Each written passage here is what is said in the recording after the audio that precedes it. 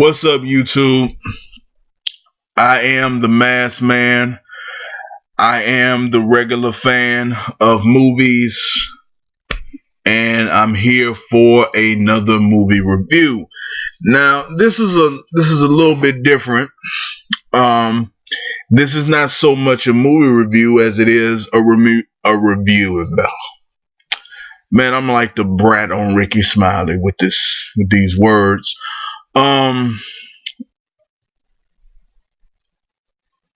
I am reviewing a documentary today.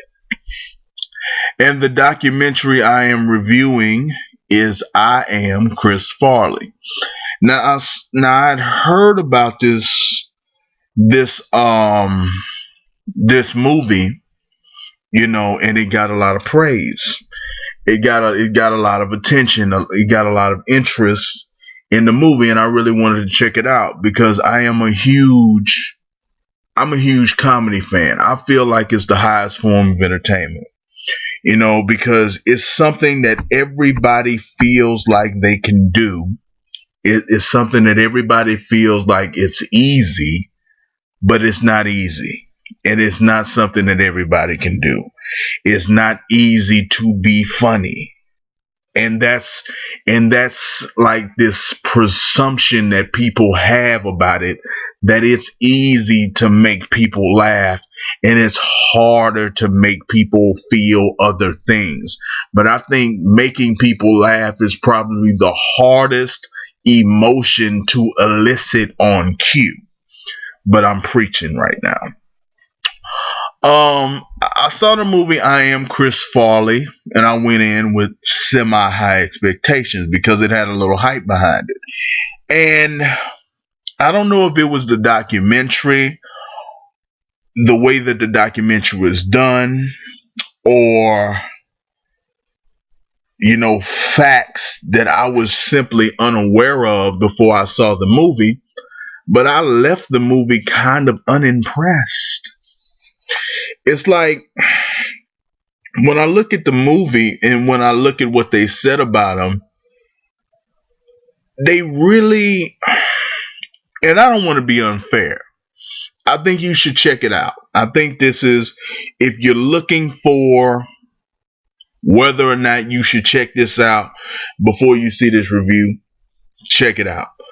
But I just felt like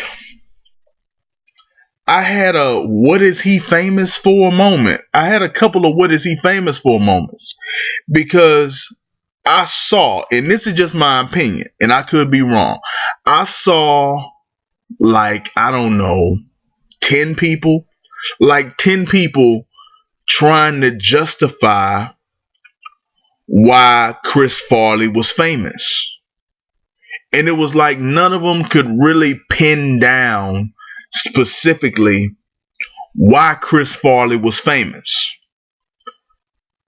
They couldn't really do it. And it was like, you watch a documentary and you expect people to go into all of this detail about their their comic inspirations and their heroes and all of the depth that they had and how smart they were and all of that. But you found a lot of people saying that Chris was a really sweet guy. He was really a sweet and lovable guy. You found people saying Michael Myers, he was like Chris, he would get naked in the shower and tuck his genitals and hug up against me and try to kiss me, and I would forget that every week, as I was going in to take a shower between SNL.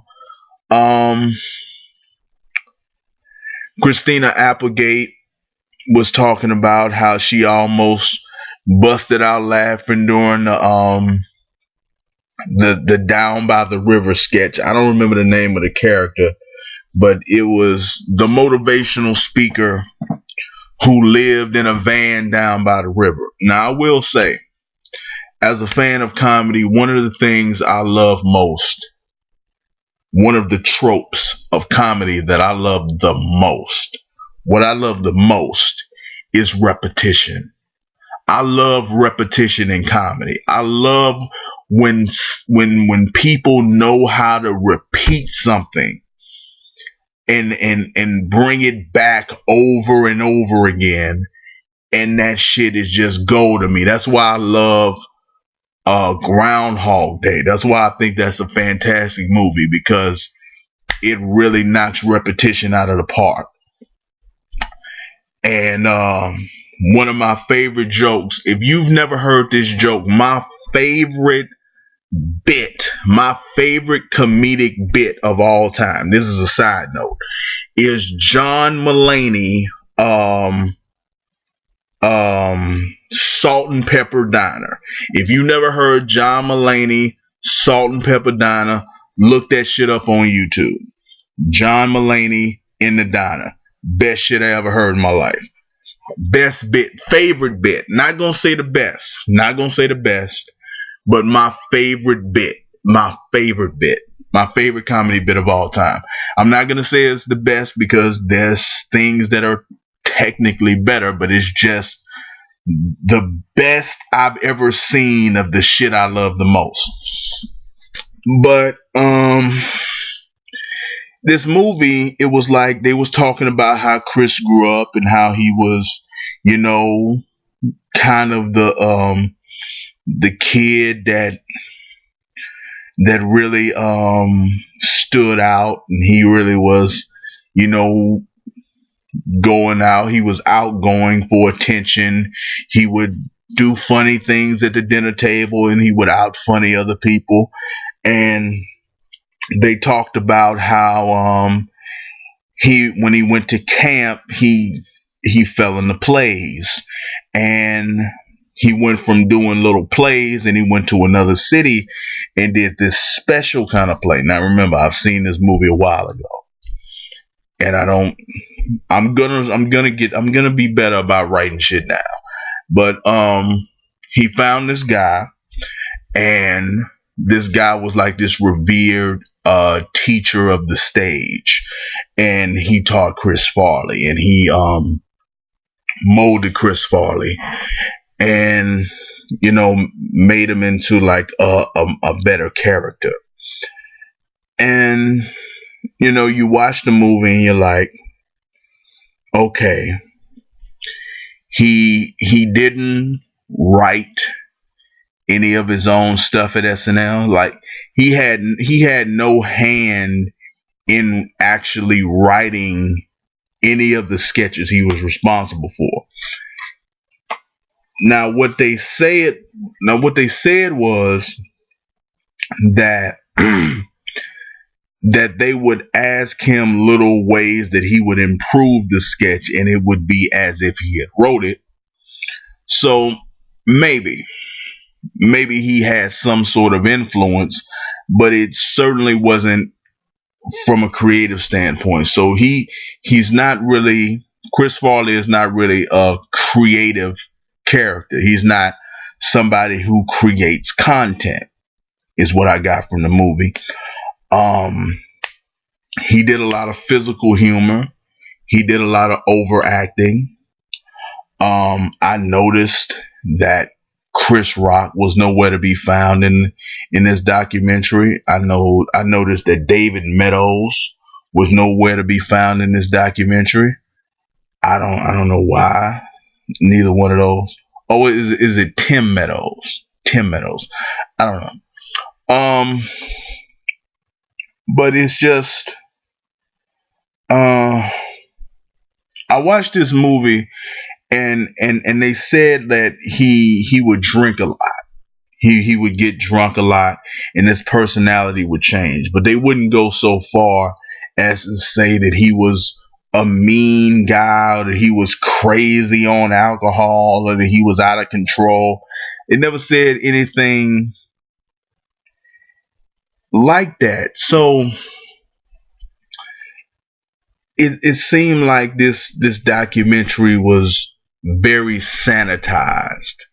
It felt very sanitized to me. It felt like this was a tribute, and we just want to get the people together that like him and who are going to say nice things about him. He had like two family members in the movie. Like he had a brother that looked a lot like him if he was slightly skinnier. Then he had another brother in the movie. They talked about the relationship that he had with his parents, but it was just it's little weird things about this movie. It was like they talked about the relationship that he had with his dad, but the dad wasn't in the movie, and the mom was clearly still alive, but they didn't mention the dad dying. It's like they didn't say when the dad died. They didn't say if he died before Chris or if he died after Chris or even if he was dead at all.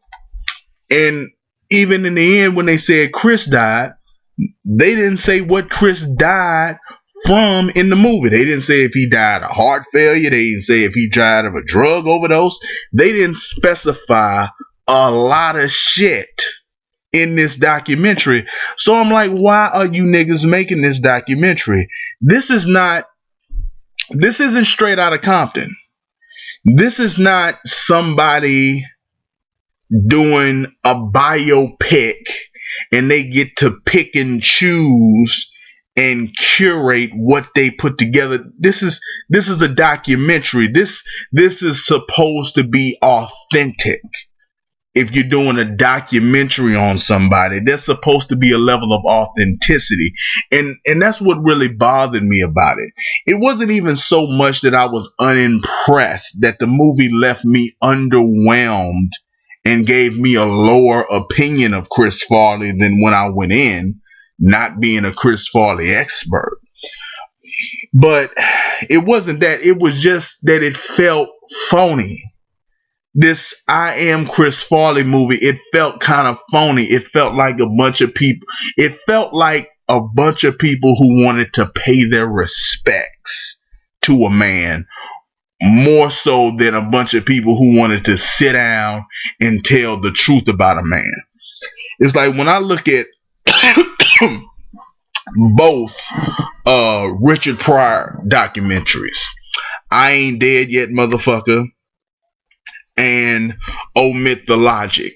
In both documentaries, I felt like people got together to say the good, bad, and the ugly about Richard Pryor. People got together to say most of them loved him, but they would talk what it was. They would say what it was. They wasn't holding nothing back, just like he didn't hold nothing back. So they just told it the way that it is. And I recognize that anything produced, anything put out has a slant, has a point of view, has a bias, has a whatever. But I felt like it wasn't one thing or the other. It wasn't anything in particular. Like, I felt like you would be better off just doing an internet search than watching this movie. Like, you didn't learn a lot. You didn't learn a lot from this hour and 30-minute documentary. You didn't learn much. And that was really the most disappointing part. I didn't know if the father, I still don't know, like, cause I said, like, I don't have internet in this room while I'm recording this video. So I record the videos and I post it somewhere that has free internet. So I don't know right now whether Chris Farley's father is alive or dead. And I saw the fucking movie, and I should know that. I should know if he's alive or dead, and I should know when he died. If he died before or after his son died, and how he felt about his son dying. And if he died before his son died, I should know how Chris felt about his father dying and what his reaction was, and if that contributed to his spiral into madness that led to his death. I should know all of these details, but I don't know it. I should know specifically what Chris died of, died from, died behind. They didn't mention that. I should know all of the drugs that Chris was on, not just the drinking that he did. I should know more than that. I should know. I should know more than I know from watching this movie.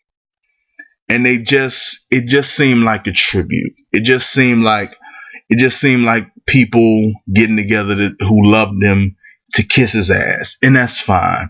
But I felt like that could have been done in a television special. They could have took this shit and made it 40 minutes, 44 and a half minutes, put it on Comedy Central, have a bunch of people come up and speak, make like do some type of flip on the roast concept, and have a bunch of people saying nice shit about Chris, and having clips, clear your clips, show clips, and that just be the end of it. Like, this movie didn't need to exist. I just felt like it didn't need to exist. This is only for people like me. Like, this movie is for people like me. This movie is for people who are really interested in the history of comedy, who are interested in this subject. So I watched it and I liked it. I liked it for what it was, but I felt like it didn't have no meat on it. Like, this is something only for the diehards. This is not for any and everybody who wants to see. This is not for a general fan of documentaries. If you just like documentaries, you're going to be disappointed, because you're going to be acutely aware that they're leaving a lot of shit out. And I was very aware, and I don't know much about Chris. Like, I was born in '89. So I'm not a Chris Farley expert. I think he may have been dead by the time I was 14 or 15. Like, that nigga was gone. So I don't know a lot about Chris Farley. But I would like to know more than this movie told me. And I felt like the movie had enough time to tell me more than it did. But I don't feel like it was horrible. And maybe I'm being unfair. Maybe I'm being biased. Maybe I'm wrong. Like, I can accept that I could be wrong about this, because there are things that bother me more than bothers other people. So it's a preference. So to me, this movie is barely watchable, but you could say that this movie is slightly watchable. You know, I'll create a little bit of a margin of error for this movie. Like, it's either barely watchable or it's slightly watchable. But I would feel like anybody who has saw this movie would agree it's definitely for people who are interested in seeing this. If you got something that you want to watch, or you got somewhere that you want to go, or something that you need to do, this ain't something that you break an appointment for. This ain't something that you interrupt your day to get. This is not something that you go out of your way to do. This is like after you clear up some space and you got some time on your hands. It's that kind of movie. This shit ain't a priority. This is not a priority to see this shit. It's like, I appreciate Chris Farley. I think he was a phenomenal personality. I think he did a lot of good work. I think I only seen one of his movies. But I do want to see more. I do want to get more off into his work and give a better appraisal of what he did and what his contribution to the game was. But that's what I think of this movie. Anyway, I am the Masked Man. You know, that's my movie review of I Am Chris Farley, the documentary. You can comment in the comment sections. Let me know what you thought about my review, about my opinion. You can leave your opinions. You can like, you can dislike. Subscribe. Let me know what you think. Tell your friends. Get a conversation going. As always, man, help me get rich off of YouTube. I'm into having discussions. I'm not into being an expert. I wanna be enlightened. I don't even want to debate you. I want you to teach me. I want you to tell me what you know. I wanna grow. I don't want to impart my opinion on anybody. I want to learn where other people are coming from. So just let me know what you think. I am the Masked Man, and I'll check you in the next video.